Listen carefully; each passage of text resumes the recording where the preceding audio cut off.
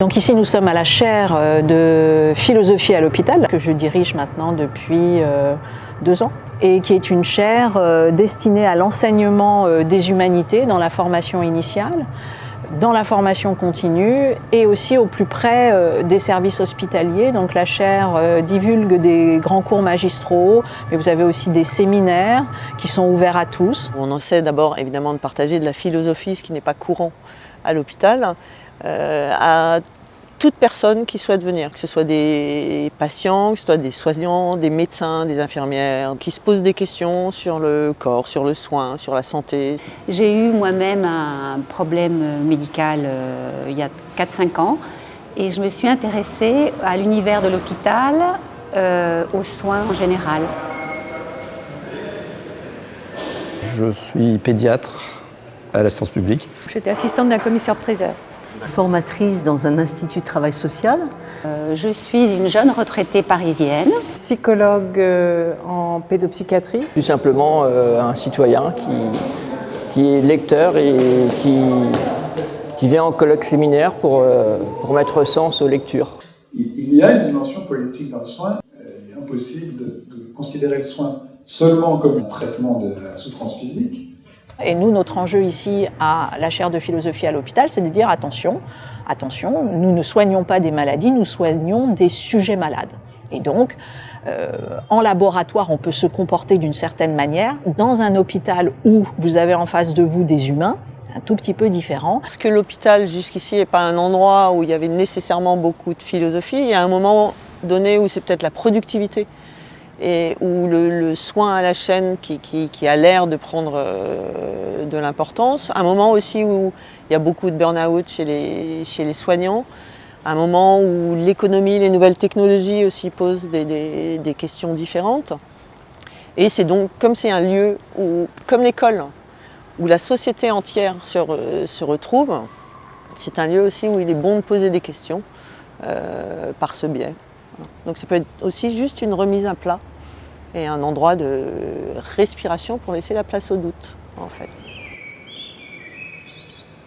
Je venais chercher en fait une vision philosophique de ce qu'on vit à l'hôpital. J'ai pris conscience que cet côté relation humaine directe était ce pourquoi je faisais de la médecine. Beaucoup de soignants sont venus me raconter que c'était un endroit où enfin ils ont compris leur mal-être eux-mêmes à l'hôpital en tant que soignants. Moi j'ai toujours voulu créer une chaire de philosophie à l'hôpital. Pourquoi? Ça renvoie à une histoire très personnelle. Nous sommes en 93, donc c'est un petit moment. 1993, j'ai vécu comme d'autres une expérience particulière avec l'hôpital, non pas personnellement, mais en étant le premier aidant d'une personne qui a eu un accident gravissime. Et en gros, cet accident, il va constituer entre la période où on sauve la vie de quelqu'un, les soins intensifs, etc., la rééducation, blablabla, et puis la réappropriation par le récit, etc., il va durer entre 5 et 10 ans. Pour différentes raisons qui sont celles que tous ceux qui connaissent l'hôpital ont déjà rencontrées, à savoir un sentiment à la fois de chosification, d'une machine énorme, de dysfonctionnement grandiose et en même temps de choses fantastiques parce qu'il y a quand même la vie d'un être qui va être sauvé. Donc, espèce de confrontation des choses comme ça. Et je me suis dit, c'est très simple. Voilà, si un jour je crée une chaire de philosophie, je la créerai certainement pas à l'université. Certainement pas. Je la créerai à l'hôpital. Parce que c'est tellement évident que c'est un manquant absolu. Il ne faut pas souhaiter un soin sans politique. Il faut souhaiter un soin avec les bons côtés de la politique et sans les mauvais. Mais sans politique, vous n'aurez pas de soin du tout non plus. Moi, je pense que faire les conférences dans un hôpital sert à éviter le clivage justement entre le soin et l'institution. Parce qu'en fait, quand on travaille dans un hôpital, on entend parler, jamais on n'entend parler de philosophie. On ne fait pas de philosophie à l'hôpital, on soigne, on est là pour le soin, mais jamais pour philosopher sur le soin.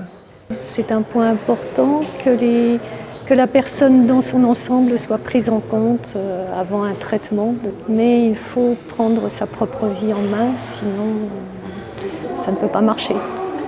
Les problématiques abordées sont concrètes. Le care a été, on a gardé l'anglicisme, mais l'attention à l'autre, aller vers l'autre, le soin, la compassion. Quelle différence entre l'empathie et la sympathie? Des questions simples, citoyennes, que posent les enfants parfois. Là où ça ne répond pas, parfois, la chaire, elle répond. C'est-à-dire, elle va répondre au téléphone, dire « Allô ?» Elle va, quand on vient toquer à la chaire, ouvrir la porte en disant « Ah bon, vous voulez vraiment venir ici, ça vous intéresse, etc. » Les grands cours, c'est gratuit, c'est ouvert à tous. Donc il y a un accueil et il y a la construction de cet accueil au sens où il y a un avant, un après, il y a un site, il y a des cours en ligne, il y a des références, il y a des newsletters. Il y a un corpus mis à disposition, en tout cas qui est un tout petit. Voilà, on essaye de le mettre en partage. Pendant les cours de la chaire de philo, il y a à la fois donc cette partie magistrale, hein, mais qui peut toujours être arrêtée si quelqu'un a une question à un moment donné, et toujours une partie qu'on conserve avec beaucoup d'attention, d'échange avec les gens présents, les écoutants. Vous êtes l'objet de beaucoup de mes débats, de mes soirées du mardi soir à la maison. Je tenais à vous le dire parce que c'est vraiment passionnant. Moi, je découvre un peu la philosophie au travers de tout ce que vous nous avez apporté depuis l'ouverture de cette chaire. J'ai eu l'opportunité d'aller aussi au séminaire des doctorants avec donc 2 jeunes doctorants sur soins et compassion, avec cette richesse qu'il y avait des intervenants différents à chaque fois. Et voilà, pour une remise en question, comme ça, de mes a priori, de ce à quoi je pensais. Et j'ai trouvé ça assez intéressant d'être bousculée parce que, voilà, parfois j'étais pas d'accord et je me suis surprise à poser des questions. Le public était assez varié, pas seulement des soignants, mais des sociologues, des personnes qui accompagnaient une personne souffrante ou malade. Et je pense que nous avons pu avancer beaucoup plus que uniquement travailler en hôtesse de manière autistique, enfermée dans des bibliothèques ou toute seule. L'autre point important, c'est que les services, n'importe quel service, mais pas que les services, les associations de patients, les autres associations qui sont liées aussi à l'hôpital, les autres centres éthiques, etc., peuvent nous appeler, bien évidemment être en convention avec nous, mais surtout nous demander d'amener ce corpus des humanités au plus près d'eux. Alors ça peut être un service qui tout d'un coup va dire voilà, nous on aimerait travailler sur l'arrivée des robots à l'hôpital. Un autre service qui va dire nous ce qui nous intéresse c'est plutôt le burn-out des soignants, en l'occurrence les nôtres, etc. etc. Bref, et l'enjeu c'est de dire voilà, demain si le 21e siècle peut faire des hôpitaux où à chaque fois il y a une chaire des humanités, mais ce n'est pas tellement l'enjeu, la chaire des humanités, mais c'est la présence des humanités revendiquées comme faisant partie du soin, comme indispensable aux soins. Alors ici on est à l'hôpital Sainte-Anne, un lieu historique de la psychiatrie, emblématique, symbolique. Toujours est-il que ça n'est pas rien effectivement d'avoir fait le choix aujourd'hui d'ouvrir un séminaire ici dans ce lieu. Notre arrivée à l'hôpital Sainte-Anne, où on ouvre ce soir les séminaires de Sainte-Anne, sont le premier essaimage officiel de la chaire de philosophie à l'hôpital. Après avoir commencé à l'Hôtel-Dieu ces 2 dernières années, maintenant on entre dans de nouveaux hôpitaux. L'Hôtel-Dieu, c'est plutôt un hôpital de jour. Ici, c'est encore une autre histoire. Et c'est vrai que c'était très très important pour la chaire de philosophie à l'hôpital d'avoir véritablement cet ancrage sur un territoire qui non seulement est celui de Sainte-Anne, mais demain Maison-Blanche et puis les différents hôpitaux du GHT. La conquête des humanités, en fait, est une conquête récente à l'hôpital et loin d'être achevée.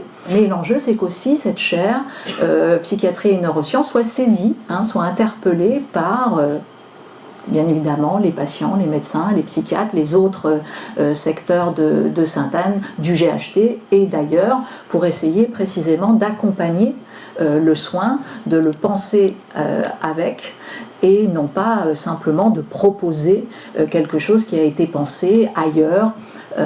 Donc ça, c'est aussi une des spécificités de la chaire, d'être véritablement aussi un outil un outil au service, encore une fois, des acteurs du soin. Voilà. Moi, j'ai trouvé que c'était génial de faire entrer le citoyen de base dans l'hôpital, à l'intérieur, et puis être capable de critiquer de façon positive pour faire évoluer les choses dans l'intérêt de tout le monde, puisqu'on sera tous malheureusement un jour ou l'autre malades et ensuite peut-être un peu morts.